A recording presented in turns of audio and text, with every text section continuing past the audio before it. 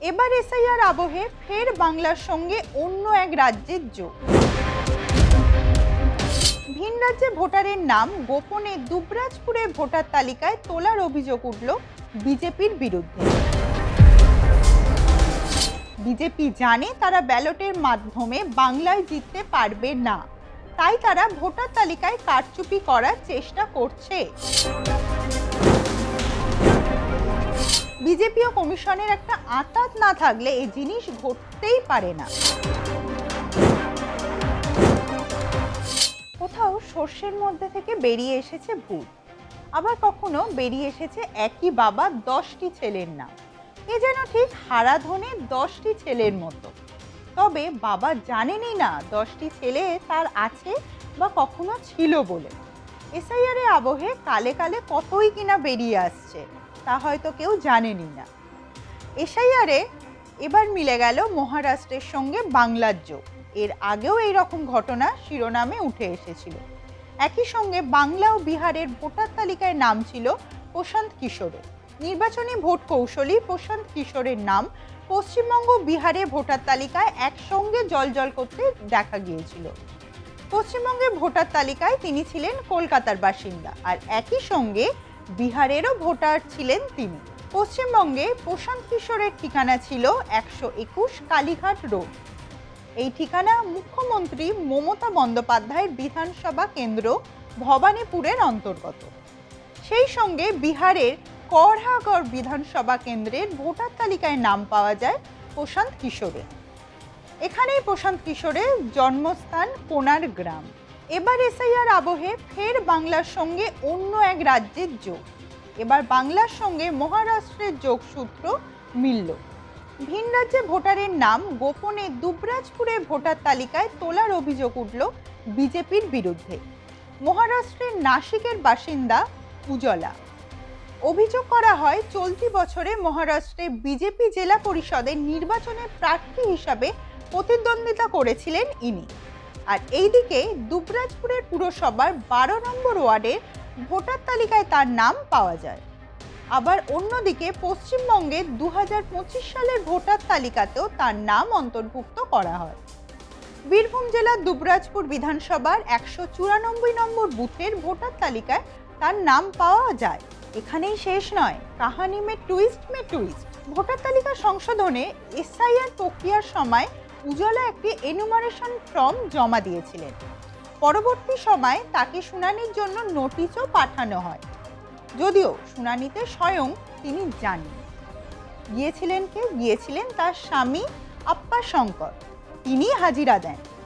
পরিবারের তরফে দাবি করা হয় তাদের আসল বাড়ি মহারাষ্ট্রের সোলাপুরে। প্রায় 17 বছর আগে সোনার ব্যবসার উদ্দেশ্যে তারা দুবরাজপুরে আসেন। সেই সময় তিনি মহারাষ্ট্রে ভোটার ছিলেন, কিন্তু পরে দুবরাজপুরে থাকার সূত্রে এখানেও ভোটার কার্ড তৈরি করা হয়। এসআইআর প্রক্রিয়ার সময় থেকেই কারণে শুনানির যে ডাক আসে তখনই দাবি করা হয় পরিবারের তরফে তখনই এই ঘটনাটা সামনে আসে। বর্তমানে বড় ছেলের পরীক্ষা ও ভোট সংক্রান্ত কাজের জন্য তিনি মহারাষ্ট্রেতেই রয়েছেন।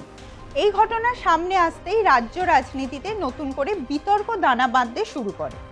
বিষয়টি নিয়ে সমাজ মাধ্যমে সরব হয়েছেন তৃণমূল কংগ্রেস। এআইটিসির পেজ থেকে বলা হয় এটি একটি পরিকল্পিত নির্বাচনী কারচুপি। বিজেপি জানে তারা ব্যালটের মাধ্যমে বাংলায় জিততে পারবে না, তাই তারা ভোটার তালিকায় কারচুপি করার চেষ্টা করছে এবং গণতন্ত্রকে ধ্বংস করতে অন্য রাজ্য থেকে ভোটার আমদানি করছে বিজেপি। ঘটনাটি প্রকাশ্যে আসতেই সরব হয়েছে তৃণমূল। তাদের বক্তব্য বিজেপি ও কমিশন দোষর, গণতান্ত্রিকভাবে জিততে পারবে না বুঝে এই জালিয়াতির পুরো চক্রান্ত করছে তারা। বিজেপি ও কমিশনের একটা আঁতাত না থাকলে এই জিনিস ঘটতেই পারে না। দলের রাজ্য সাধারণ সম্পাদক কুণাল ঘোষ তীব্র ক্ষোভ প্রকাশ করেন এই ঘটনায়। যিনি নাসিকের বিজেপির ভোটে প্রার্থী তিনি আবার বাংলার ভোটার। আমরা এটা তো বারবার বলেছি, এটাই কারচুপি। এইভাবে লুকিয়ে চুরিয়ে ওরা নাম ঢোকাচ্ছে, চক্রান্ত ফাঁস হয়ে যাচ্ছে এবার, এটাই বললেন কুণাল ঘোষ। তাদের বক্তব্য মানে তৃণমূল কংগ্রেসের বক্তব্য 2025 সালে ফেব্রুয়ারি মাসে মুখ্যমন্ত্রী ঠিক যেমন বলেছিলেন এই বিষয়ে তিনি বিশেষভাবে দৃষ্টি আকর্ষণ করেছিলেন, বলা যেতে পারে সতর্ক করেছিলেন, এটা তারই প্রমাণ।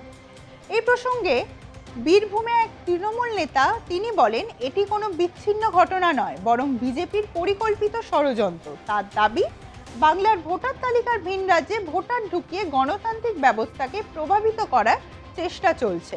তিনি নির্বাচন কমিশনের কাছে অবিলম্বে নিরপেক্ষ তদন্ত ও দোষীদের বিরুদ্ধে কঠোর ব্যবস্থা নেওয়ার দাবি জানান। দুবরাজপুরের শহরে তৃণমূল সভাপতি স্বরূপ আচার্য তিনি কি বলেছেন? তিনি বলেন, উনি মহারাষ্ট্রে বিজেপি প্রার্থী, স্বাভাবিকভাবেই উনি ওখানকার ভোটার। তারপরেও পশ্চিমবঙ্গে এসআইআর এর নাম তোলার জন্য ফর্ম ফিল আপ করেছেন। জাল ভোটার ঢুকিয়ে রাজ্য দখলের কথা ভাবছে বিজেপি। অন্যদিকে বিজেপির পক্ষ থেকে বিষয়টিকে সম্পূর্ণভাবে তদন্ত সাপেক্ষ বলে দাবি করা হয়। দুবরাজপুর বিধানসভার বিজেপি বিধায়ক অনুপ সাহা বলেন, কিভাবে একজন ব্যক্তির নাম দুটি রাজ্যে ভোটার তালিকায় থাকতে পারে তা নির্বাচন কমিশন খতিয়ে দেখবে। তিনি জানান, বিষয়টি আইন অনুযায়ী তদন্ত হওয়া উচিত এবং তবেই প্রকৃত সত্য সামনে আসবে বলেও তিনি মনে করেন। বিজেপি এই ধরনের ঘটনাকে সমর্থন কোনোভাবেই করে না। স্বচ্ছ ভোটার তালিকা তৈরি করবার জন্যই কমিশনের কাছে তারা আবেদন জানাবেন বলেও জানান। এই ওয়ার্ডেরই বিএলও লক্ষণ রেওয়ানি তিনি বলেন, উনি এনুমারেশন ফর্ম জমা দিয়েছেন, তবে উনি কোথায় কি প্রার্থী হয়েছেন সেটা আমাদের পক্ষে জানা সম্ভব নয়। ব্লক প্রশাসন থেকে ওদের নামে একটা তদন্ত করার জন্য বলা হয়। আমি বিষয়টি খতিয়ে দেখে রিপোর্ট জমা দিয়েছি। ঊর্ধ্বতন কর্তৃপক্ষ যথাযথ ব্যবস্থা নেবেন। দুবরাজপুরের বিডিও জয় সূর্য চক্রবর্তী তিনি বলেন, বিএলও গিয়েছেন এবং বিষয়টি তদন্ত করছেন। এখনো সেই তদন্তের রিপোর্ট হাতে আসেনি। অন্যদিকে বাংলায় চলা এসআইআর প্রক্রিয়াকে অযথা তাড়াহুড়ো করা হচ্ছে বলে মনে করেন নোবেল জয়ী অমর্ত্য সেন। কয়েকদিন আগেই রাজ্যে এসআইআর প্রক্রিয়ায় নোটিশ পেয়েছিলেন তিনি। সেই নোবেল জয়ী অর্থনীতিবিদ তথা ভারতরত্ন অমর্ত্য সেন, যা নিয়ে তিনি রাজনৈতিক চর্চাও হয়েছিল, মানে তার এই যে এসআইআর এর তার নাম এসেছিল, এটা নিয়ে যথেষ্ট রাজনৈতিক চর্চা হয়েছিল। তাকে হাজিরার জন্য ডাকাও হয়েছিল, কিন্তু তিনি সেই সময় যেতে পারেননি।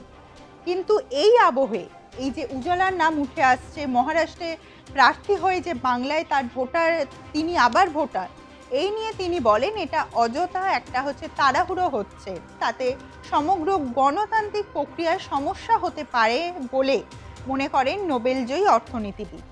বিধানসভা নির্বাচনে কয়েক মাস আগেই অমর্ত্য সেনের এই রকম মন্তব্য গুরুত্বপূর্ণ বলে মনে করছেন রাজনৈতিক কারবারিরা।